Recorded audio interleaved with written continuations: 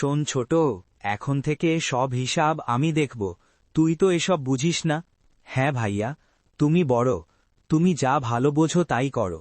শুনছ, সব ভালো জমি নিজের নামে করে নাও, ও কিছু বুঝবে না। আপা, জমি তো সমান ভাগ হওয়া উচিত না? সবাই তো বলে বাবার সম্পত্তি দুই ভাইয়ের সমান। তুমি বেশি বুঝতে যেও না, সংসার চালাতে কৌশল লাগে।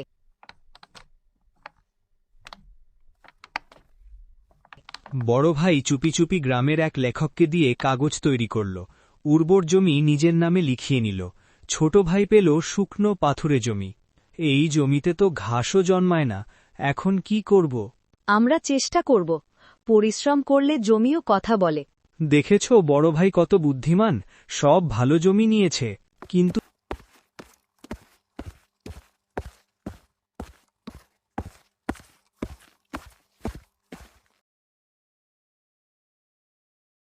ছোট ভাই খুব ভালো মানুষ, আল্লাহ ওর সহায় হবেন।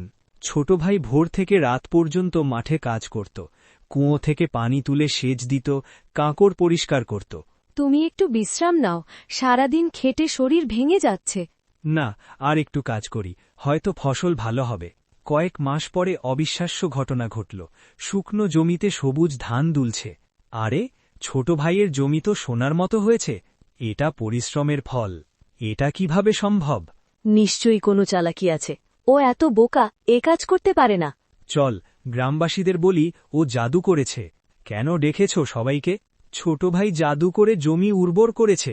আমি শুধু পরিশ্রম করেছি মোড়ল মশাই। আমরা প্রতিদিন ঘাম ঝরিয়েছি, কোনো অন্যায় করিনি। কে জানে, চোখে তো দেখা যায় না সব। আমরা নিজের চোখে দেখেছি ছোট ভাই কত কষ্ট করেছে। বড় ভাই, তুমি অন্যায় করেছ, ভালো জমি নিজের নামে নিয়েছ, এখন আবার অপবাদ দিচ্ছ। আমি ভুল করেছি, আজ থেকে জমি সমান ভাগ হবে। আর মনে রেখো, লোভ মানুষকে অন্ধ করে। আমরা হয়তো বেশি লোভ করেছি, ভুল হলে তা স্বীকার করাই ভালো। ভাইয়া, রাগ করো না, আমরা একসাথে কাজ করব। তুই এত ভালো কেন? আমি তোকে ঠকিয়েছি, তুমি আমার বড় ভাই।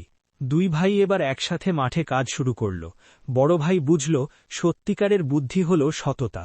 এখন দুই ভাই একসাথে আছে, গ্রামেও শান্তি ফিরেছে। আজকের শিক্ষা, পরিশ্রম ও সততা মানুষকে বড় করে, চালাকি মানুষকে ছোট করে। দেখেছ, ভালোবাসা জিতেছে। হ্যাঁ, আমিও শিখেছি, লোভের শেষ ভালো নয়। আজ থেকে আমরা মিলেমিশে থাকব। হ্যাঁ ভাইয়া, একসাথে থাকলে কোনো কষ্টই বড় নয়।